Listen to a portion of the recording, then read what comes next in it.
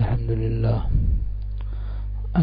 لله نحمده ونستعينه ونستغفره ونؤمن به ونتوكل عليه ونعوذ بالله من شرور أنفسنا ومن سيئات أعمالنا من يهده الله فلا مضل له ومن يضلله فلا هادي له وأشهد أن لا إله إلا الله وحده لا شريك له وأشهد أن سيدنا ونبينا ومولانا محمدا عبده ورسوله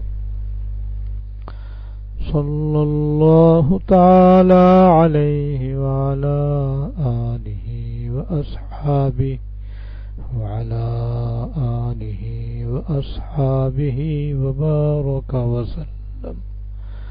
وبارك وسلم تسليما كثيرا أما بعد فأعوذ بالله من الشيطان الرجيم بسم الله الرحمن الرحيم فسجد الملائكة كلهم أجمعون إلا إبليس استكبر وكان من الكافرين قال فاخرج منها فإنك رجيم وإن عليك لعنتي إلى يوم الدين صدق الله العظيم. میرے قابل احترام بزرگوں،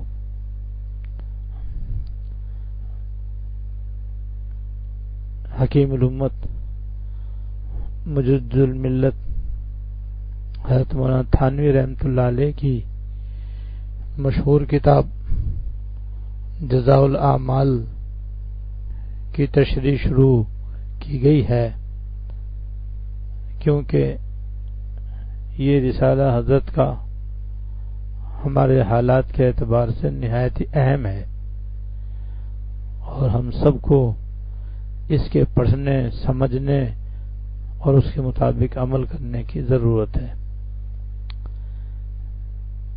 اس کا پہلا باب شروع ہو رہا ہے اور اس کا یہ عنوان ہے کہ اس باب میں گناہ کرنے سے دنیا میں کیا نقصان ہوتا ہے، اس کا ذکر ہے. یعنی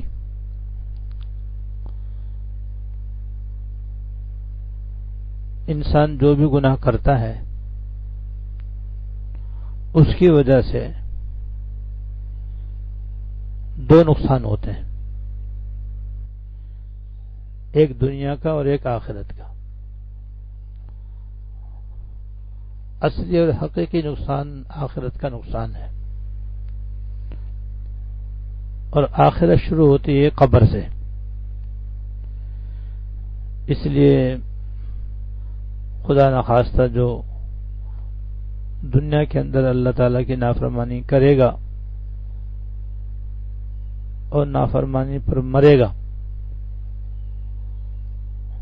اس کو دنیا میں بھی اس کا کوئی نہ کوئی نقصان اور وبال پیش آئے گا، اور حقیقی نقصان اور حقیقی عذاب وہ مرنے کے بعد پیش آئے گا. سب سے پہلے قبر ہی میں اس کو عذاب ہوگا، جو آخرت کی پہلی منزل ہے. اس کے بعد میدان محشر میں طرح طرح کی تکالیف سے دوچار ہوگا، اس کا حساب نیاز سخت ہوگا، حق تعالی کی زیارت سے محروم ہوگا،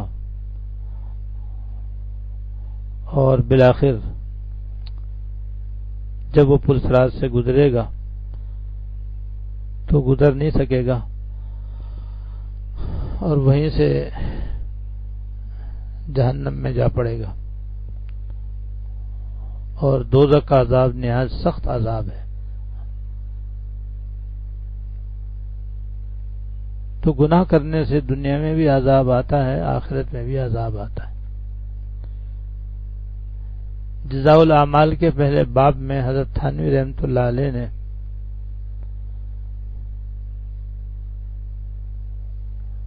گناہوں کے دنیاوی نقصانات بیان فرمائے ہیں کہ جو آدمی اس دنیا میں اللہ تعالیٰ کی نافرمانی کرتا ہے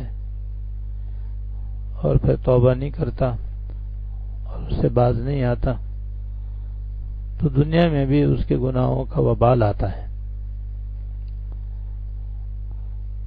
اور اس سلسلے میں حضرت تھانوی رحمۃ اللہ علیہ نے پچھلی قوموں پر دنیا میں جو عذاب آیا ان کا اختصار اور اجمال کے ساتھ ذکر فرمایا ہے۔ بندہ اسی کو ذرا وضاحت کے ساتھ اور جن آیات میں اس کا ذکر ہے وہ بھی ساتھ ساتھ انشاءاللہ عرض کرے گا۔ اور یہ وبال جو ان آیات میں پچھلی قوموں کا بیان ہوا ہے، حضرت نے بھی وہ اس لیے بیان کیا ہے تاکہ ہم عبرت لیں۔ اللہ پاک نے بھی قرآن شریف میں اسی لیے ان کا ذکر فرمایا تاکہ ہم سبق لیں اور اپنے آپ کو اللہ تعالیٰ کی نافرمانی سے بچنے کے لیے ہر قیمت پر تیار کریں، تاکہ گناہوں کی وجہ سے جو دنیا کے نقصانات ہیں ان سے بھی ہم بچ سکیں اور آخرت میں ان گناہوں کا جو عذاب اور وبال ہے ان سے بھی اپنے آپ کو بچا سکیں۔ یہ بہت بڑی کامیابی ہے، اللہ تعالیٰ نصیب فرمائے۔ اس دنیا میں سب سے پہلا جو گناہ ہوا ہے وہ آسمانوں پر ہوا ہے۔ اس دنیا میں سب سے پہلا جو گناہ ہوا ہے وہ آسمانوں پر ہوا ہے، اور اس گناہ کو کرنے والا شیطان مردود ہے، جس کا واقعہ قرآن شریف میں جگہ جگہ اللہ پاک نے بیان فرمایا ہے، جس کا خلاصہ یہ ہے کہ جب اللہ تعالیٰ نے آدم علیہ السلام کو پیدا فرمایا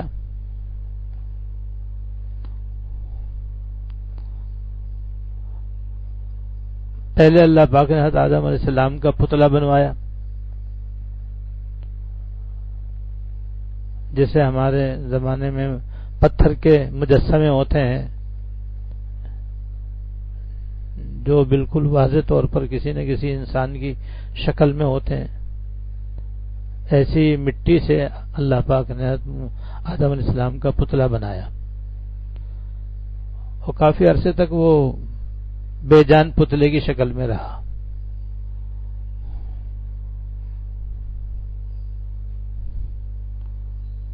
اس وقت شیطان کا ایک واقعہ یاد آیا، اس وقت کا شیطان کا ایک واقعہ یاد آیا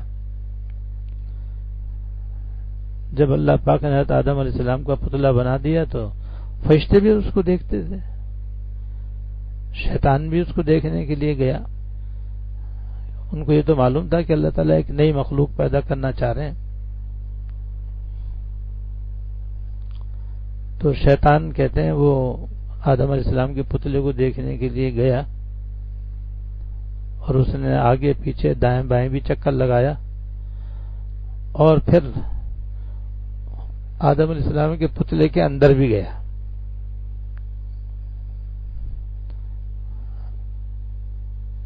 اور اندر سے گھوم پھر کر دیکھ بھال کر باہر آیا تو وہ اپنے علم کے زور پر یہ کہنے لگا کہ یہ پتلا ایسا ہے کہ ظاہر میں تو سر سے پیر تک اس کے سارے اعضاء ہیں،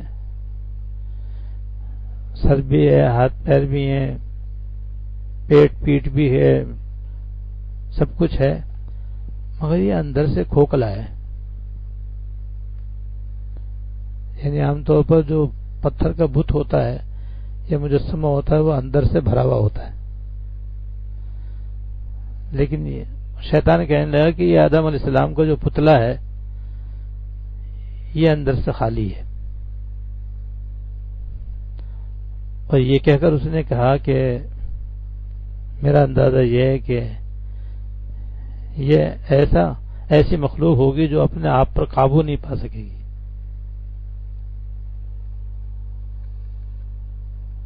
یعنی اگر یہ پیدا ہوئی اور اس میں اللہ پاک نے اپنی روح ڈالی اور یہ زندہ ہوا تو یہ دنیا میں اس طرح رہے گا کہ یہ اپنے آپ پر قابو نہیں رکھ سکے گا۔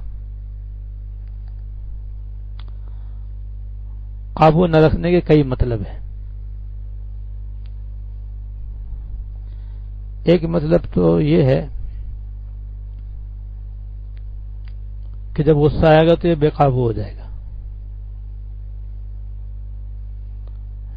جن سے خواہش کا موقع آ جائے گا تو یہ اپنے آپ پر قابو نہیں رکھ سکے گا، گناہ کر بیٹھے گا۔ مال و دولت کی خواہش اس کے اوپر غالب آئے گی تو یہ مغلوب ہو جائے گا، یہ اس نے بتلایا۔ اندازہ کرو اس کی کیا کہتے ہیں، اس کے علم اور اس کا اندازہ کتنا وسیع تھا، اور بلا شبہ یہ سب باتیں انسان کے اندر پائی جاتی ہیں، اللہ یہ کہ اللہ تعالیٰ اس کی مدد کرے اور وہ اللہ تعالیٰ سے مدد چاہے۔ یہ تینوں باتیں آج انسان کے اندر بہرحال پائی جاتی ہیں۔ پھر اللہ پاک نے حضرت آدم علیہ السلام کے اس پتلے میں روح ڈالی، اور آدم علیہ السلام کے جسم میں جیسے روح آئی اور وہ زندہ ہوئے تو حضرات مفسرین نے لکھا ہے کہ سب سے پہلے انہیں چھینک آئی، اور چھینک آتی انہوں نے الحمدللہ کہا، یعنی تابعداری کی، اللہ تعالیٰ کی فرمانبرداری کی۔ اور چھینک آنا انسان کی صحت کی علامت ہے، لہذا اس نعمت پر حضرت آدم علیہ السلام نے سب سے پہلے اللہ تعالیٰ کو شکر ادا کیا، اور ملائکہ نے یرحمک اللہ کہا کہ اللہ تعالیٰ آپ پر رحم فرمائے۔ تو یہ چھینک آنے پر الحمدللہ کہنا اور جواب میں یرحمک اللہ کہنا، یہ حضرت آدم علیہ السلام کی اور فرشتوں کی سنت ہے جو اس وقت سے لے کر آج تک چلی آ رہی ہے اور انشاءاللہ تا قیامت چلتی رہے گی۔ بہرحال اللہ پاک نے جنات کے اور فرشتوں کے علاوہ ایک نئی مخلوق پیدا فرما دی انسان کی، جن کے جد امجد ہیں حضرت آدم علیہ السلام۔ اور اللہ پاک نے حضرت آدم علیہ السلام کو فرشتوں پر بھی اور جنات پر بھی فوقیت و برتری عطا فرمائی تھی، اور اس کے لیے اللہ پاک نے فرشتوں کو بھی اور شیطان کو بھی حکم دیا کہ آدم علیہ السلام کو تعظیمی سجدہ کرو۔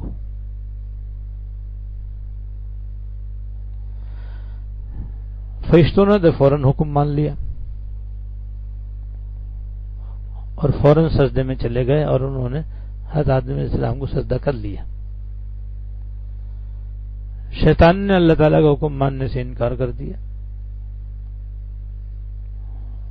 اور اللہ پاک نے پوچھا بھائی جب میں نے تجھ کو بھی اور فرشتوں کو بھی سجدہ کرنے کا حکم دیا ہے اور فرشتوں نے حکم مان لیا، تم نے کیوں نہیں مانا؟ تو اس نے بڑا مکروہ جواب دیا، بہت ہی نامناسب جواب دیا، غلط جواب دیا۔ اور یہ کہا کہ دراصل میں آدم علیہ السلام سے بہتر ہوں اور افضل ہوں، اور وجہ اس کی یہ ہے کہ آدم علیہ السلام کو آپ نے مٹی سے پیدا کیا ہے، مٹی تو بے حقیقت چیز ہے، اور مجھے آپ نے آگ سے پیدا کیا ہے تو آگ مٹی سے بہتر ہے، کیونکہ مٹی کو جب ڈالو تو نیچے گرتی ہے، آگ کو جب جلاؤ تو وہ اوپر کو اٹھتی ہے، لہذا میں افضل ہوا، میں بہتر ہوا، آدم علیہ السلام کمتر ہوئے، لہذا میں کیسے ان کو سجدہ کروں؟ معاذ اللہ اللہ تعالیٰ کے حکم پر اس نے اعتراض کیا کہ آپ نے جو حکم دیا وہ صحیح نہیں دیا، آپ کو چاہیے تھا کہ آدم علیہ السلام کو حکم دیتے کہ مجھے سجدہ کریں، نہ یہ کہ آپ مجھے جو کہ افضل ہے اس کو کہہ رہے ہیں کہ سجدہ کر۔ تو یہ گویا نہ ماننا اور نہ ماننے کو بھی مدلل کر کے پیش کرنا تھا، جو بہت ہی زیادہ اللہ تعالیٰ کے حکم کو کھلم کھلا نہ ماننا تھا۔ اور جب کوئی شخص اللہ تعالیٰ کا حکم نہ مانے تو پھر اس پر تو وبال ہی آتا ہے، چاہے وہ نافرمانی آسمان پر ہو، جنت میں ہو، چاہے وہ زمین پر ہو، چاہے وہ تری میں ہو، چاہے وہ خشکی میں ہو۔ لہذا پھر اللہ تعالیٰ اس سے ناراض ہوئے اور اللہ پاک نے اس کو جنت سے نکلنے کا حکم دیا اور فرمایا کہ بھئی قیامت تک میری تجھ پر لعنت ہے اور تو تا قیامت مردود و ملعون ہے، یہاں سے دفع ہو جا، یہاں سے نکل جا۔ تو یہ پہلا گناہ ہے جو آسمان پر ہوا اور جنت میں ہوا، اور اس کی بدولت شیطان کا سارا اعزاز ختم ہو گیا، ساری عبادت اس کی خاک میں مل گئی اور وہ قیامت تک کے لیے ذلیل و خوار ہو گیا۔ معلوم ہوا کہ گناہ اس قدر خراب چیز ہے کہ اس سے آدمی ذلیل بھی ہوتا ہے، رسوا بھی ہوتا ہے، اور جو اس نے نیک کام کیے ہیں اگر وہ کفر جیسے گناہ کر بیٹھے تو وہ بھی ختم ہو جاتے ہیں، اور ان کا جو نیکی کا بدلہ ہے وہ بھی ختم ہو جاتا ہے، نیکی بھی ختم اور اس کا بدلہ بھی ختم، اور کافر ہونے کی بنا پر ہمیشہ کے لیے مردود و ملعون ہو جاتا ہے۔ لیکن جب تک دنیا میں ہو، جب تک آدمی دنیا کے اندر ہو اور اس کی صحت ٹھیک ہو، تو ایسی حالت میں اللہ تعالیٰ کی پھر بھی ایک رحمت ہے، اور وہ ہے کہ اگر وہ سچے دل سے توبہ کرے اور اس کفر سے اور شرک سے باز آ جائے یا اس نافرمانی سے باز آ جائے تو اللہ تعالیٰ اس کے معافی قبول فرما لیتے ہیں۔ یہاں مجھے ایک اور واقعہ شیطانی سے متعلق یاد آیا۔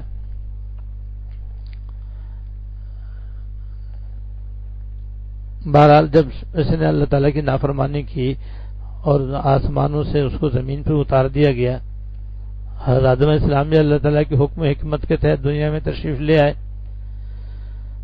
تو اس نے اپنا شیطانی چرخہ چلانا شروع کر دیا، اور جیسا کہ اس نے اللہ تعالیٰ سے کہا تھا کہ میں انسان کو اب بہکاؤں گا، بھٹکاؤں گا، وہ اس کام میں لگ گیا، اور آج تک وہ اسی کام میں لگا ہوا ہے اور قیامت تک اسی طرح یہ اس کام میں لگا رہے گا۔ اللہ تعالیٰ اس کے شر سے ہم سب کی حفاظت فرمائے۔ تو حضرت موسیٰ علیہ السلام کے زمانے میں یہ ایک تفسیری روایت ہے کہ جب حضرت موسیٰ علیہ السلام کوہ طور پر اللہ تعالیٰ سے باتیں کرنے کے لیے تشریف لے جا رہے تھے تو راستے میں شیطان ان سے ملا اور حضرت موسیٰ علیہ السلام سے درخواست کی کہ حضرت آپ اللہ تعالیٰ سے گفتگو کرنے کے لیے تشریف لے جا رہے ہیں، تو میری بھی ایک درخواست ہے، اگر آپ اللہ تعالیٰ سے منظور کروا دیں تو میں بھی چاہتا ہوں کہ میرا بھی کام بن جائے۔ فرمایا بتاؤ کیا بات ہے؟ کہ حضرت میں بھی بہت دن ہو گئے اللہ تعالیٰ کی نافرمانی کرتے کرتے، میں بھی چاہتا ہوں کہ توبہ کر لوں، اللہ تعالیٰ میری توبہ قبول کر لیں، اور آپ سے بڑھ کر اب کوئی ہے نہیں یہاں، تو میں آپ کے ذریعے درخواست کرنا چاہتا ہوں کہ جہاں آپ اللہ تعالیٰ سے ہم کلام ہوں وہاں میری بھی درخواست پیش کر دیں کہ یا اللہ شیطان بھی توبہ کرنا چاہتا ہے، آپ اس پر رحم فرما دیں اور اس کو معاف فرما دیں۔ حضرت موسیٰ علیہ السلام یہ سن کر بہت خوش ہوئے، اور اللہ پاک حضرت موسیٰ علیہ السلام نے کہا میں تمہاری درخواست تو ضرور پیش کروں گا اور کوشش کروں گا کہ اللہ تعالیٰ تمہاری بھی درخواست قبول کر لیں اور تمہیں معاف کر دیں۔ چنانچہ حضرت موسیٰ علیہ السلام کوہ طور پہ تشریف لے گئے اور اللہ تعالیٰ سے ہم کلام ہوئے، اور دوران گفتگو عرض کیا پروردگار عالم آپ کو تو سبھی کچھ معلوم ہے، لیکن پھر بھی میں عرض کرتا ہوں کہ مجھے راستے میں شیطان ملا تھا اور وہ یہ کہہ رہا ہے اور یہ درخواست کر رہا ہے کہ اگر اللہ تعالیٰ مجھے معاف کر دیں تو میں بھی توبہ کر لوں، اگر میری توبہ قبول فرما لیں تو آپ کی بڑی مہربانی ہوگی۔ تو یا اللہ آپ اس کو بھی، وہ بھی تو آپ کا بندہ ہی ہے اور آپ کی مخلوق ہے، معافی چاہتا ہے، آپ اسے معاف کر دیجیے۔ تو اللہ پاک نے فرمایا کہ اے موسیٰ ہم ہیں اس سے کوئی دشمنی ہے، وہ اگر واقعی معافی مانگنا چاہتا ہے، توبہ کرنا چاہتا ہے تو ہم توبہ کرنے کے لیے تیار ہیں، معاف کر دیں گے اس کو بھی، لیکن ہم نے ایک حکم دیا تھا جو اس نے نہیں مانا، وہ حکم اب بھی باقی ہے۔ البتہ آدم علیہ السلام اب دنیا میں نہیں ہے، وہ وفات پا چکے ہیں، لیکن دنیا میں فلاں جگہ ان کا مزار موجود ہے، تو ان کا مزار موجود ہے، ہمارا حکم موجود ہے۔ تو ہم نے یہ حکم دیا تھا کہ آدم علیہ السلام کو سجدہ کر لے، اس نے انکار کیا تھا، اسی کی بنیاد پر وہ ذلیل و خوار ہوا اور لعنت پڑی اور پھٹکار پڑی۔ تو اب وہ نہیں ہے تو ان کا مزار موجود ہے، لہذا وہاں چلا جائے اور ان کے مزار کو سجدہ کر لے تو ہم اس کی توبہ بھی قبول کر لیں گے۔ تو حضرت موسیٰ علیہ السلام بہت خوش ہوئے کہ بھائی چلو اس کا بھی کام بنا، اور پھر جب کوہ طور سے فارغ ہو کر کے واپس تشریف لائے تو راستے میں شیطان ملا اور عرض کیا حضرت میرا بھی کچھ کام بنا، کہا بھائی تیرا بھی کام بن گیا، تیرا بھی کام بن گیا، کہا کیسے؟ اللہ پاک نے یہ فرمایا کہ بھئی ہمارا حکم اب بھی موجود ہے، اور آدم علیہ السلام تو اگرچہ دنیا میں نہیں ہے لیکن ان کا مزار فلاں جگہ موجود ہے، وہاں جا کے تم سجدہ کر لو تو تمہاری بھی توبہ قبول ہو جائے گی۔ تو یہ سن کر اس نے قہقہہ لگایا، اور قہقہہ لگا کر کے اس نے کہا کہ جب میں نے زندگی میں سجدہ نہ کیا تو اب قبر کو سجدہ کر کے کیا کروں گا؟ یعنی جیسے پہلے نہیں ماننا تھا اب بھی نہیں مانا۔ وہ کہتے ہیں کہ کتے کی دم اگر سیدھی نلکی میں 100 سال تک بھی رکھے جائے تو جب اس کو اندر سے نکالیں گے تو وہ ویسی ہی گول مڑ جائے گی جیسے اس کے جسم پر مڑتی تھی۔ ایسے جو تکبر اور خناس اس کے دماغ میں آسمانوں کے اندر بھرا ہوا تھا کہ میں افضل ہوں، آدم علیہ السلام مجھ سے کمتر ہیں، لہذا میں کیسے ان کو سجدہ کروں، وہ ہزاروں سال گزرنے کے بعد بھی حضرت موسیٰ علیہ السلام کے زمانے میں جو کہ توں اس کے دماغ میں موجود تھا، اور اسی کی بنیاد پر اس نے صاف صاف سجدہ کرنے سے انکار کر دیا۔ نہ اس نے سجدہ کیا، نہ اس کی توبہ قبول ہونی تھی، اس لیے توبہ بھی قبول نہیں ہوئی، اور ایک بہترین موقع بھی اس نے اس طرح سے گنوا دیا۔ لیکن بہرحال بڑے سے بڑا کافر بھی جب تک دنیا میں زندہ ہے پھر بھی اللہ تعالیٰ کی طرف سے یہ عنایت اور اس کی مہربانی ہے کہ اگر وہ توبہ کرنا چاہے تو توبہ اسے قبول ہو سکتی ہے، توبہ کا دروازہ اس کے لیے کھلا ہوا ہے۔ لیکن جس کا حالت کفر میں انتقال ہو گیا، یا جب نزع کی حالت طاری ہو گئی اور روح نکلنے کا وقت شروع ہو گیا اور مرنے والے کا کچھ دنیا سے یا کچھ آخرت سے تعلق قائم ہو گیا، تو ایسی حالت میں اگر کوئی کافر کفر سے توبہ کرے گا تو اسے توبہ کرنا قبول نہیں ہوگا، اب اس کے لیے توبہ کا دروازہ بند ہو گیا۔ تو یہ سب سے پہلا گناہ ہے جو آسمان پر ہوا، اور اس کی بنیاد تکبر ہے یہ تکبر ایسا بدترین گناہ ہے، اللہ تعالیٰ اپنے فضل سے اپنے کرم سے ہم سب کو اس سے بچائے اور ہمیشہ اس سے بچنے کی توفیق دے کہ یہ گناہ ایسا ہے کہ جہاں بھی ہوتا ہے نا بس وہاں نافرمانی پائی جاتی ہے۔ اب جس درجے کا تکبر ہوگا اس درجے کی نافرمانی ہوگی۔ شیطان میں اس درجے کا تکبر تھا کہ وہ اس کی وجہ سے اللہ تعالیٰ کے حکم کا انکار کر کے کافر ہو گیا اور اللہ تعالیٰ کی رحمت سے محروم ہو گیا اور قیامت تک کے لیے اس کے اوپر لعنت پڑ گئی۔ لہذا تکبر چاہے چھوٹا ہو یا بڑا، کم ہو یا زیادہ، بہر صورت اس سے بچنا چاہیے۔ اور تکبر اسے کہتے ہیں کہ انسان کسی بھی وجہ سے اپنے دل میں اپنے آپ کو دوسرے سے اچھا سمجھے۔ جیسے کوئی مالدار ہے تو مالداری کی وجہ سے اپنے آپ کو دوسروں سے اچھا سمجھے، اور جو غریب محتاج مسکین ہے ان کو حقیر ذلیل سمجھے۔ یا کوئی بہت بڑا عالم ہے، وہ علم کی وجہ سے اپنے آپ کو دوسروں سے افضل سمجھے، اور جو عالم نہیں ہے ان کو اپنے سے کمتر سمجھے۔ یا کوئی بہت زیادہ حسین اور خوبصورت ہے، وہ حسن و جمال کی وجہ سے اپنے آپ کو ان لوگوں سے بہتر اور افضل سمجھے جو بدصورت ہیں، بدشکل ہیں۔ تو کسی بھی وجہ سے کوئی آدمی اپنے آپ کو اپنے دل میں اچھا سمجھے، افضل سمجھے، اور اس کے مقابلے میں جن کے اندر وہ صفت نہیں ہے، وہ خوبی نہیں ہے، ان کو اپنے سے حقیر اور ذلیل سمجھے۔ اور اس کا نتیجہ یہ ہوتا ہے کہ پھر آدمی اپنے دل میں اپنے آپ کو اچھا سمجھتا ہے، بڑا سمجھتا ہے، اور دوسروں کو حقیر سمجھتا ہے، ذلیل سمجھتا ہے۔ اور یہ ساری برائیوں کی جڑ ہے، یہ ساری برائیوں کی جڑ ہے۔ اور جب جڑ ہے تو بس سمجھو جہاں یہ جڑ ہوگی تو وہاں پر جو درخت تیار ہوگا اس کی شاخیں ہوں گی، وہ سارے کی ساری گناہوں کی شاخیں ہوں گی، گناہوں کے پھل ہوں گے، گناہوں کے پھول ہوں گے۔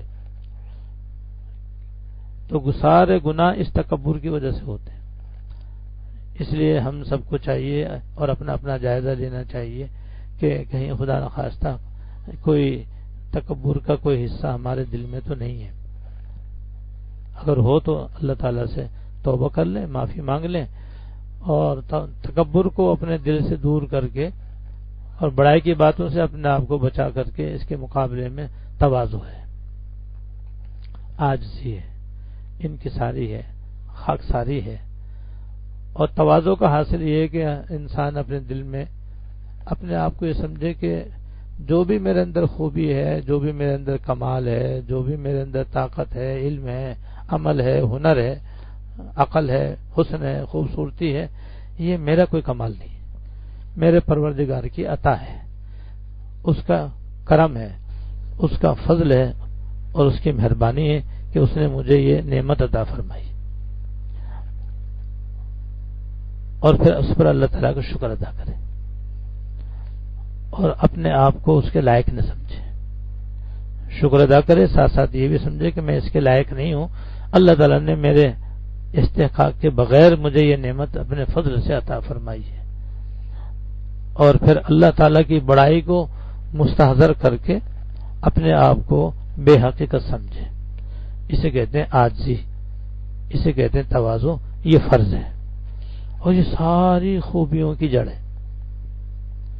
جتنے بھی اچھے اچھے اخلاق انسان کے پیدا ہوتے ہیں وہ تواضع کی وجہ سے پیدا ہوتے ہیں۔ جتنی کسی آدمی کے اندر تواضع ہوگی اتنے ہی زیادہ اس کے اخلاق اچھے ہوں گے، اس کے اعمال اچھے ہوں گے، اس کا کردار اچھا ہوگا، اس کے اندر محبت ہوگی، اس کے اندر انسیت ہوگی، اس سے ملنے میں مزہ آئے گا، اس سے باتیں کر کے سکون ملے گا، اس کے پاس جائیں گے تو عزت ملے گی، راحت ملے گی، اور اس کی ساری اچھائیاں تواضع کے ساتھ ہیں۔ اس لیے سب سے زیادہ ہم سب کو اپنے اندر تواضع پیدا کرنے کی ضرورت ہے اور ہمیشہ تکبر سے بچنے کی ضرورت ہے۔ اب ذرا سا یہ سن لیں، اللہ جل شانہ نے جب فرشتوں اور ابلیس کو حکم دیا کہ حضرت آدم علیہ السلام کو سجدہ کریں تو ابلیس نے اللہ تعالیٰ کا حکم ماننے سے انکار کیا۔ چنانچہ اس کی نافرمانی کی وجہ سے اللہ تعالیٰ نے اسے اپنی رحمت سے دور کر دیا اور وہ ملعون اور مردود ہو گیا، اللہ تعالیٰ کی بارگاہ سے نکال دیا گیا۔ پہلے شیطان جب کافر نہیں ہوا تھا تو وہ اللہ تعالیٰ کی حمد و ثنا کیا کرتا تھا، اللہ تعالیٰ کی بزرگی بیان کیا کرتا تھا، اللہ تعالیٰ کی بڑائی بیان کیا کرتا تھا، اللہ تعالیٰ کی عبادت کیا کرتا تھا، اور اب کفر کرنے کی وجہ سے، اللہ تعالیٰ کا حکم نہ ماننے کی وجہ سے، جھوٹ بولنا، شرک کرنا، بے حیائی کی باتیں کرنا اس کے حصے میں آ گیا۔ اور یہ سب کچھ کس وجہ سے ہوا؟ اللہ تعالیٰ کا حکم نہ ماننے کی وجہ سے اور نافرمانی کرنے کی وجہ سے ہوا۔ اسی اللہ پاک نے فرمایا ہے فسجد الملائکۃ کلھم اجمعون الا ابلیس استکبر وکان من الکافرین، سارے کے سارے فرشتوں نے سجدہ کیا، البتہ ابلیس نے سجدہ نہ کیا، اس نے تکبر سے کام لیا اور کافروں میں شامل ہو گیا۔ قال فاخرج منها فإنك رجیم وإن عليك لعنتی إلی یوم الدین، چنانچہ اللہ تعالیٰ نے فرمایا کہ اچھا تو نکل جا یہاں سے کیونکہ تو مردود ہے، اور یقین جان قیامت کے دن تک تجھ پر میری پھٹکار اور لعنت رہے گی، اللہ بچائے۔ تو یہ پہلا گناہ ہے جو اس دنیا کے اندر ہوا اور آسمانوں پر ہوا، اور اس کا انجام ذلت کی صورت میں، رسوائی کی صورت میں اور پھٹکار کی صورت میں، اللہ تعالیٰ کی لعنت کی صورت میں ظاہر ہوا۔ اس سے ہم سب کو سبق مل جانا چاہیے، اور وہ سبق یہ ہے کہ اب ہم دنیا میں رہتے ہوئے بھی اللہ تعالیٰ کی ہر قسم کی چھوٹی بڑی نافرمانی سے اپنے آپ کو بچائیں۔ تکبر کے علاوہ بھی تو بہت سارے گناہ ہیں، جیسے تکبر حرام ہے، شراب پینا بھی حرام ہے، جیسے تکبر حرام ہے، ناحق غصہ کرنا بھی حرام ہے، جیسے تکبر کرنا حرام ہے، چوری ڈاکہ بھی حرام ہے، جیسے تکبر حرام ہے، ناپ تول میں کمی کرنا بھی حرام ہے، جیسے تکبر حرام ہے، جھوٹ غیبت کرنا اور جھوٹ بولنا بھی حرام ہے، جیسے تکبر حرام ہے، عورتوں کو بے پردہ رہنا بھی حرام ہے، جیسے تکبر حرام ہے، اسی طریقے سے گانا سننا، ناچنا، ناچ دیکھنا اور فلمیں دیکھنا اور فحش پروگرام دیکھنا، یہ بھی سب گناہ در گناہ ہے، اللہ بچائے۔ لہذا جتنے بھی گناہ آج ہمارے چاروں طرف پھیلے ہوئے ہیں، یہ سب ہمیں چاہیے کہ ان کے متعلق اپنا اپنا جائزہ لیں، اور جائزہ لے کر کے دیکھیں کہ ان میں سے کوئی ہمارے اندر ہے تو نہیں۔ خدا نخواستہ اگر ہم سے کوئی گناہ سرزد ہو رہا ہو تو فوراً ہی اس سے توبہ کریں اور توبہ کر کے آئندہ بچنے کا اہتمام کریں۔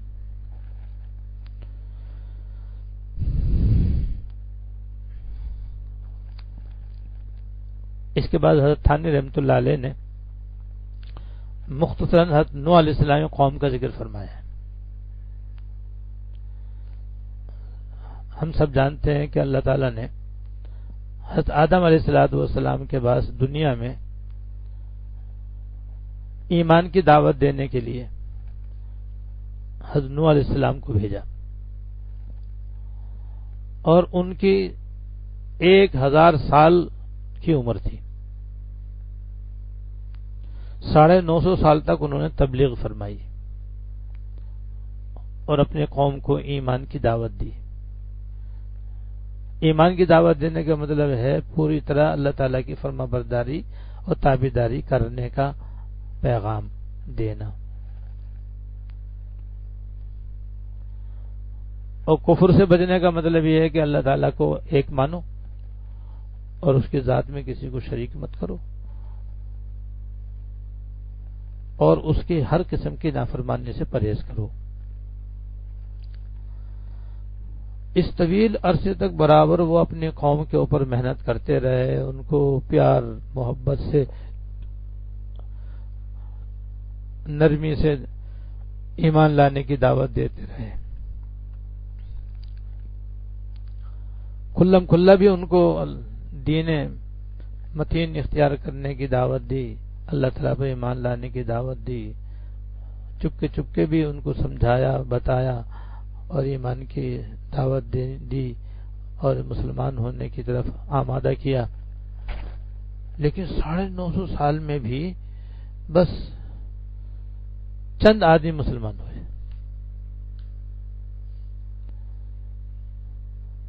ورنہ اکثر لوگوں نے اللہ بچائے ان کی بات ماننے سے انکار کر دیا. یہاں تک کہ پھر اللہ پاک نے حضرت نوح علیہ السلام سے فرمایا کہ آپ کوئی ایمان نہیں لائے گا. اب اور کوئی آپ میں جو ایمان لانے والے تھے وہ لے آئے. اب آپ کی قوم میں سے کوئی آپ پر ایمان نہیں لائے گا. اس وقت بس نوح علیہ السلام قوم ہی دنیا کے اندر تھی، کیونکہ حضرت آدم علیہ السلام ان سے پہلے تشریف لائے تھے اور دنیا میں ان کی اولاد پھیلی ہوئی تھی، اس لیے بس دنیا میں ایک قوم تھی حضرت نوح علیہ السلام کی. جب اللہ پاک نے یہ فرمایا کہ اب آپ کی قوم میں سے کوئی اور مسلمان نہیں ہوگا تو حضرت نوح علیہ السلام نے پھر بد دعا کی کہ یا اللہ اب ان کو ہلاک کر دیجیے، کیونکہ اب یہ تو مسلمان ہوں گے نہیں. جب نہیں ہوں گے تو اب ان کا اس دنیا کے اندر رہنا سوائے دنیا میں فساد پھیلانے کے اور گناہ کرنے کے اور کچھ نہیں ہے، لہذا ان کو ہلاک کر دینا چاہیے.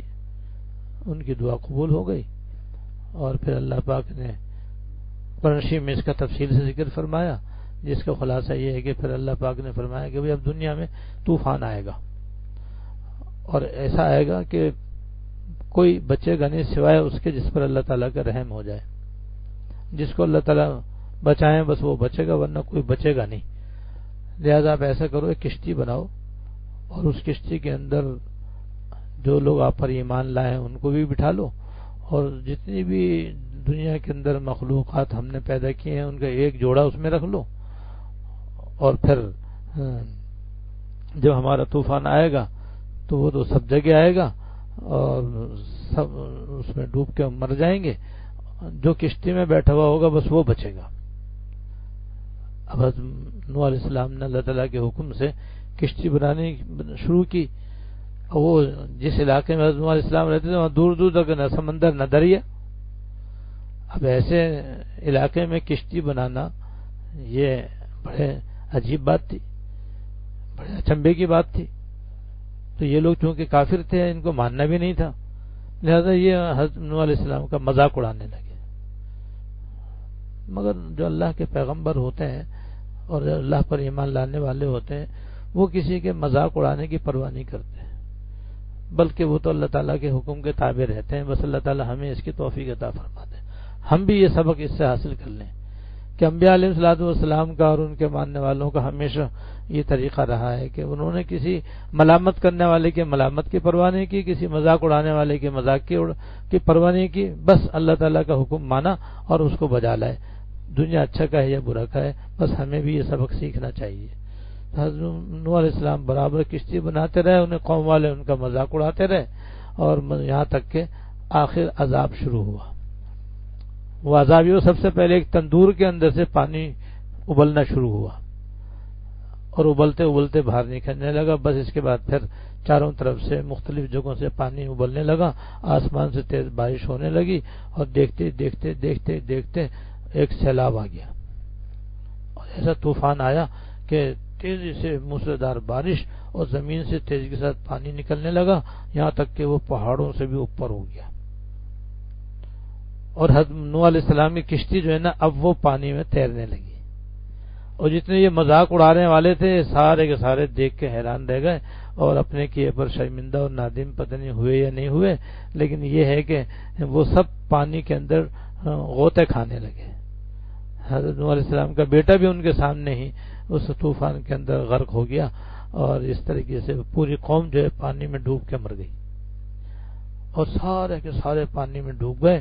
اور نوح علیہ السلام اپنے ماننے والوں کے ساتھ اور ان کے گھر والوں میں سے اور ان کی قوم میں سے جو ایمان لائے تھے ان کے ساتھ اور باقی جو جانور آپ کے ساتھ تھے ان سمیت وہ کشتی کے اندر محفوظ اور مامون رہے.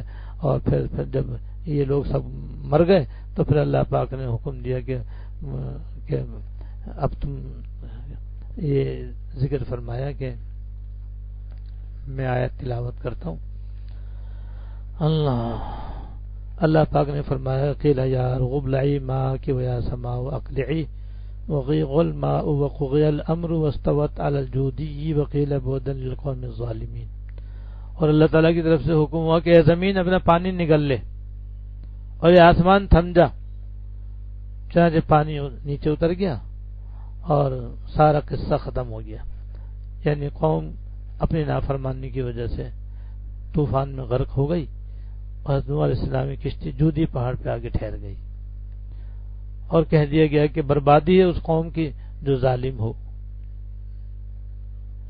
اس طرح سے قوم نوح کا خاتمہ ہو گیا، اور نوح علیہ السلام اور ان کے ماننے والے بچ گئے.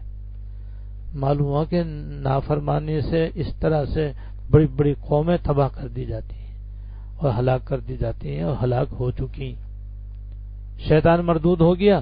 نوح علیہ السلام قوم جو ہے وہ اس طوفان کے اندر اور سیلاب کے اندر اور پانی کے اندر ڈوب کے غرق ہو گئی اور مر گئی. لیکن حضرت آدم علیہ السلام جیسے معزز و محترم اور مکرم رہے، اور شیطان مردود ہو گیا اپنے تکبر و کفر کی وجہ سے، ایسے نوح علیہ السلام اور ان کے ماننے والے دیکھو کیسے اعزاز کے ساتھ، اکرام کے ساتھ، حفاظت کے ساتھ محفوظ رہے، اور ان کے اوپر ایمان نہ لانے والے اور اللہ تعالیٰ کی نافرمانی کرنے والے کس طریقے سے ہلاک کر دیے گئے، تباہ کر دیے گئے، برباد کر دیے گئے. اس میں کتنا بڑا سبق ہے ہم سب کے لیے کہ اللہ تعالیٰ کی تابعداری سے دنیا میں بھی نجات ملتی ہے، اور نافرمانی کرنے سے دنیا میں بھی تباہی آ جاتی ہے.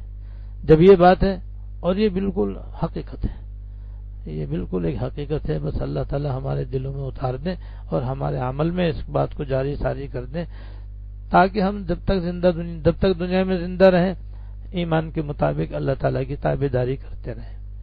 جہاں کہیں بھی نافرمانی کا موقع آئے تو ہمت کر کے کوشش کر کے اس گناہ سے اپنے آپ کو بچا لیں. آنکھوں کا گناہ ہو تو آنکھوں کو بچا لیں، کانوں کا گناہ ہو تو کانوں کو بچا لیں، زبان کا گناہ ہو تو زبان کو بچا لیں، ہاتھ پیر کا گناہ ہو تو ہاتھ پیر کو بچا لیں، مال کا گناہ ہو تو مال کو اس گناہ سے بچا لیں. بہرحال جتنے بھی گناہ ہیں بس ان سے بچانے کا سبق سیکھیں. اللہ پاک نے ابلیس کے واقعے سے اور نوح علیہ السلام کی قوم کے واقعے سے ہمیں یہ سبق دیا ہے. اللہ تعالیٰ اس سبق کو لینے کی توفیق عطا فرمائے. اس کے بعد تھانوی رحمۃ اللہ علیہ نے قوم عاد کا ذکر فرمایا. حضرت نوح علیہ السلام کی قوم کے بعد اس دنیا میں جو سب سے طاقتور قوم آئی ہے وہ قوم عاد ہے، اور ان کی طرف اللہ تعالیٰ نے حضرت ہود علیہ السلام کو پیغمبر بنا کر بھیجا تھا. اور ہود علیہ السلام نے بھی اپنی قوم کو بہت ہی زیادہ ایمان کی طرف دعوت دی اور ایمان قبول کرنے کی طرف بلایا، رات دن محنت کی. لیکن قوم عاد نے بھی اپنی طاقت اور اپنی قوت کے نشے میں ان کی بات ماننے سے انکار کر دیا، اور کہا کہ ہم سے زیادہ دنیا میں طاقتور کون ہے، اور کون ہے جو ہماری ٹکر کا ہو سکتا ہے. لہذا انہوں نے اپنی طاقت کے نشے میں آ کر کے بس اللہ تعالیٰ کا حکم ماننے سے انکار کر دیا، اور ہود علیہ السلام کی جو ایمان کی دعوت تھی اس کو قبول کرنے سے انکار کر دیا. یہاں بھی تکبر نے ان کو مار ڈالا، کیونکہ ان کو نشہ تھا اپنی طاقت کا. اللہ پاک نے ان کو بہت ہی زیادہ قوت، بڑی طاقت عطا فرمائی تھی. سینکڑوں سال کی تو ان کی عمر ہوتی تھی، اور کوئی ان سے لڑنے کی طاقت نہیں رکھتا تھا. بڑے قوی ہیکل لوگ تھے، لیکن اللہ بچائے یہی طاقت اور قوت غیر معمولی ان کو حاصل ہونا ان کے تکبر کا ذریعہ بن گیا. اس کی وجہ سے یہ تکبر میں آ گئے. تکبر میں آ کر کے انہوں نے ایمان لانے سے انکار کر دیا. لیکن حضرت ہود علیہ السلام برابر بڑی نرمی سے، بڑے پیار سے، شفقت سے ان کو اللہ تعالیٰ کی تابعداری کی طرف بلاتے رہے، ایمان قبول کرنے کی دعوت دیتے رہے.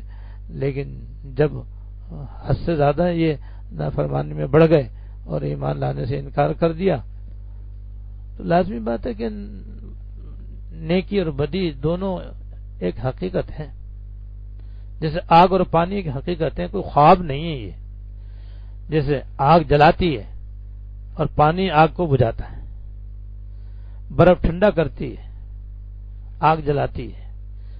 جیسے یہ ایک حقیقت ہے، بس اسی طرح نیکی اور بدی بھی ایک حقیقت ہے. نیکی کا بھی ایک اثر ہے، جیسے برف میں اثر ہے ایسے نیکی میں بھی اثر ہے، اور گناہ میں بھی ایک اثر ہے جیسے آگ میں اثر ہے۔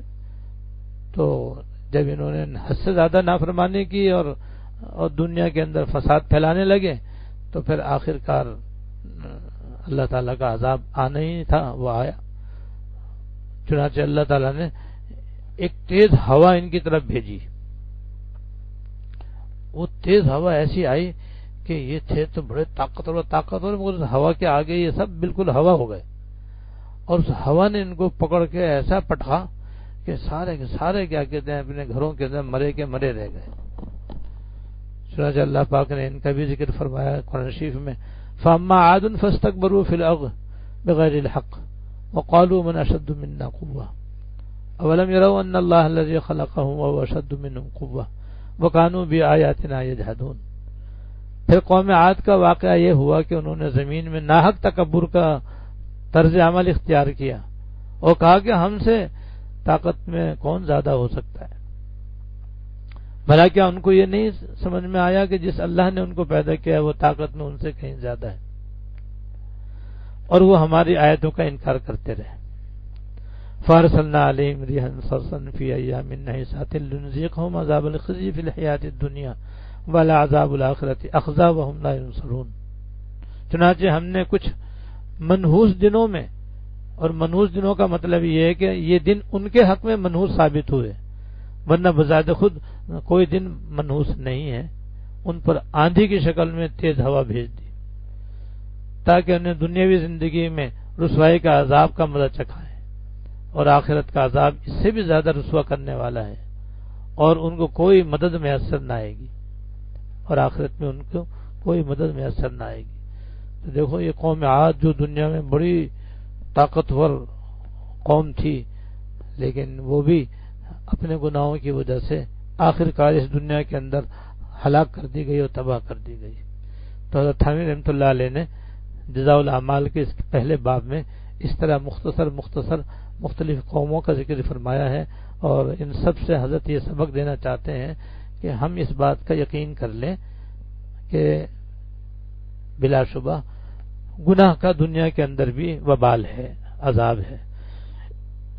باقی انشاءاللہ تعالی آئندہ، لیکن یہاں میں عرض کرنا چاہتا ہوں کہ اس وقت اس دنیا میں کورونا وائرس کی جو وبا پھیلی ہوئی ہے یہ بھی ہمارے گناہوں کی سزا ہے، جس کو ہم اپنی آنکھوں سے دیکھ رہے ہیں کہ لاکھوں کی تعداد میں لوگ اس کے اندر مبتلا ہیں، اور لاکھوں کی تعداد میں مجموعی طور پر اس کے اندر لوگ ہلاک ہو چکے ہیں اور ہلاک ہو رہے ہیں، اور اس کی تکلیف اللہ بچائے اتنی اذیت ناک ہے کہ جس پہ گزرتی ہے بس وہی اس کو محسوس کرتا ہے، دوسرا محسوس نہیں کر سکتا۔ تو یہ بھی ہمارے گناہوں کی سزا ہے، ہمارے گناہوں کا وبال ہے، اور یہ ایسا ہے کہ جیسے گناہ ساری دنیا میں پھیلے ہوئے اس لیے وہ وبا ساری دنیا میں پھیلی ہوئی ہے، اور جن ممالک میں زیادہ بے شرمی، بے حیائی، عیاشی، فحاشی، بدماشی اور جتنے بڑے بڑے گناہ وہاں زیادہ ہو رہے ہیں تو وہاں اس کا پھیلاؤ بھی زیادہ ہے، اور جن ممالک میں جیسے مسلمان ممالک ہیں وہاں پر اس گناہوں کی وہ کیفیت نہیں ہے جو یورپ کے ممالک میں ہے، اس لیے وہاں پر اس کا پھیلاؤ بھی قدرے کم ہے۔ لیکن بہرحال عالم اسلام بھی اس میں اس وقت مبتلا ہے، عالم کفر بھی اس کے اندر مبتلا ہے، اور لاکھوں آدمی اس کے اندر ہلاک ہو رہے ہیں اور لاکھوں مبتلا ہو رہے ہیں، ٹھیک بھی ہو رہے ہیں، مر بھی رہے ہیں۔ تو یہ بھی ہمارے گناہوں کی ایک شکل ہے جس نے اس شکل میں اختیار اس شکل میں ہمارے سامنے، اس سے بھی ہمیں سبق لینا چاہیے۔ اسی لیے شروع ہی سے علماء کرام یہ فرما رہے ہیں کہ مسلمانوں کو خاص طور سے اور غیر مسلموں کو بھی کہ وہ ایمان لے آئیں اور گناہوں سے توبہ کر لیں، بالخصوص مسلمان خاص طور پر اللہ تعالیٰ کی طرف رجوع ہوں اور گر گڑا کر اللہ تعالیٰ سے اپنے گناہوں کی معافی مانگیں۔ لیکن عام طور پر جب گناہوں کی سزا میں کوئی وبال آتا ہے، کوئی وبا آتی ہے تو اس کی ایک علامت ہوتی ہے، وہ علامت یہ ہے کہ ان کو یہ سوچتے ہی نہیں ہے کہ ہمارے گناہوں کی وجہ سے یہ ایسا ہو رہا ہے، خود بخود عقل میں آتی نہیں ہے بات کہ ہمارے گناہوں کی وجہ سے یہ ہو رہا ہے، اور اگر کوئی اس کو بتائے تو مانتے نہیں۔ یہ بات ہم اپنے زمان دیکھ لو، ہم چاروں طرف دیکھ رہے ہیں کہ علماء کہہ بھی رہے ہیں، بزرگان دین کہہ بھی رہے ہیں کہ بھئی توبہ کرو، گناہوں سے باز آ جاؤ، اپنے اللہ تعالیٰ کی نافرمانی سے بچو. کہہ رہے ہیں لیکن سنی انسنی ہو رہی ہے بالکل، اس کی تو کوئی توجہ ہی نہیں دے رہا اللہ ماشاء اللہ. بیشتر کو تو پتہ ہی نہیں ہے کہ یہ گناہوں کی وجہ سے یہ ہو رہا ہے، اور جن کو بتایا جا رہا ہے وہ ماننے کے لیے تیار نہیں ہے. تو یہ اس بات کی علامت ہوتی ہے کہ یہ شامت اعمال ہے اور یہ ہمارے گناہوں کا وبال ہے. تو یہ ہمارے سامنے ہے. جیسے پچھلی قوموں پر جب عذاب آیا تو انہوں نے یہ نہیں سمجھا کہ ہمارے گناہوں کی وجہ سے عذاب آیا ہے، مانا ہی نہیں انہوں نے اس بات کو، اور ہلاک ہونا قبول کر لیا، لیکن ماننے کا شیوہ اختیار نہیں کیا. آج بھی ہم اپنی طرف یہ دیکھ رہے ہیں. اس لیے بھی ہم سب کو چاہیے کہ ہم صحیح سبق لیں. صحیح سبق یہ ہے کہ گناہوں کو گناہ سمجھیں اور پھر گناہوں کو چھوڑیں، گناہ چھوڑنے کی طرف متوجہ ہوں. پھر جب گناہ چھوڑیں گے تو بھائی جیسے میں نے عرض کر دیا کہ نیکی بدی ایک حقیقت ہے، ایسی حقیقت ہے جیسے آگ اور پانی. تو جیسے آگ جلاتی ہے تو ایسے گناہ جلاتے ہیں اور انسان کو دنیا میں ستاتے ہیں اور پریشانیوں کا سبب بنتے ہیں. ایسی نیکی اختیار کرنا، گناہوں سے بچنا، یہ ایک حقیقت ہے. جیسے برف ٹھنڈا کرتی ہے وہ بھی ٹھنڈا کرے گی انشاءاللہ تعالی. تو ہم گناہوں سے واقعی سچی توبہ کر لیں گے اور آئندہ بچنے کا اہتمام کریں گے تو انشاءاللہ یہ وبا بھی دور ہو جائے گی، اور دور ہو رہی ہے الحمدللہ، مزید دور ہو جائے گی، بالکل ختم ہو جائے گی. اور یہ کہ ہماری دوسری پریشانیاں اور تکالیف بھی انشاءاللہ تعالی دور ہوں گی. اللہ تعالی ہم سب کو یہ سبق لینے کی توفیق دے اور دل و جان سے ہمیں عاجزی، انکساری، خاکساری اور تواضع اختیار کرنے کی توفیق دے اور اپنے فرما بردار اور مخلص بندوں میں شامل فرمائے. واخر دعوانا الحمدللہ رب العالمین.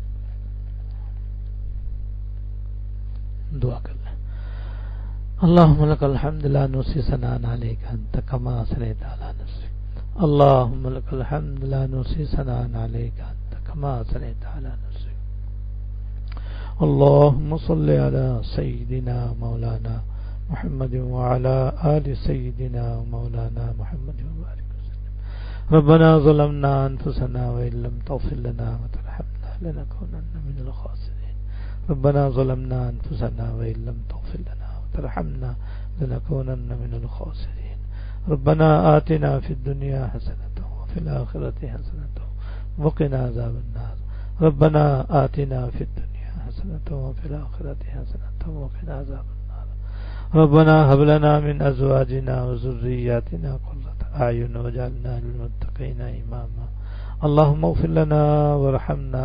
اللهم اغفر لنا وارحمنا وعافنا واعف عنا. اللهم اغفر لنا وارحمنا وعافنا واعف عنا.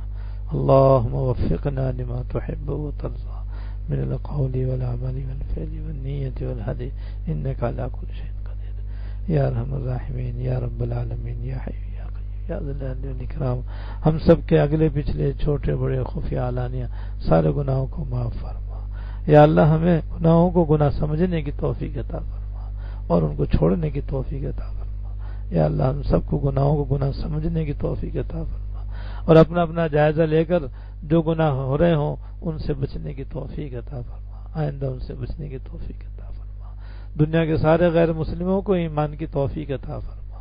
دنیا کے سارے غیر مسلموں کو ایمان کی توفیق عطا فرما اور ہمیں مرتے دم تک ایمان پہ قائم رکھنا. یا اللہ اپنے احکام کے مطابق، ایمان کے تقاضوں کے مطابق عمل کرنے کی توفیق عطا فرما. ظاہر و باطن کے سارے گناہوں سے کو معاف فرما اور ان پر رحمت سے ان کا وبال بھی دور فرما. یا اللہ ہم اپنے گناہوں کی شامت میں مبتلا ہیں، اپنے گناہوں کے وبال میں گرفتار ہیں، لہذا ہم توبہ کرتے ہیں، اپنے بھی سب مسلمانوں کی طرف سے بھی آپ کی بارگاہ میں سچی توبہ کرتے ہیں. معاف فرما. یا اللہ ہمیں معاف فرما. اس کرونا وائرس کی وبا کو دور فرما. یا اللہ اس کو بالکل دور فرما. اس کے علاوہ اور جتنے بھی ہمارے گناہوں کے وبال ہم پر چھائے ہوئے ہیں، طرح طرح کے مصائب ہیں، حادثات ہیں، سانحات ہیں، واقعات ہیں، آفات ہیں، بلیات ہیں، مصیبتیں ہیں، پریشانیاں ہیں، طرح طرح کی بیماریاں ہیں. یا اللہ سبھی ہماری شامت اعمال کی وجہ سے اپنے رحمت سے ان سب کو معاف فرما، ان سب کو دور فرما، سب گناہوں کو معاف فرما اور آئندہ بچنے کی توفیق عطا فرما اور ہم سے یہ شامت اعمال کو دور فرما اور ہمیں یا اللہ پچھلی قوموں کے واقعات سے سبق لینے کی توفیق عطا فرما اور ضرور بضرور ہم سب خاتمہ کامل اور خالص ایمان پر فرما. ربنا تقبل منا انك انت السميع العليم وتب علينا انك انت التواب الرحيم. صلی اللہ تعالی علی النبی الکریم محمد وآلہ وصحبہ اجمعین آمین برحمتک یا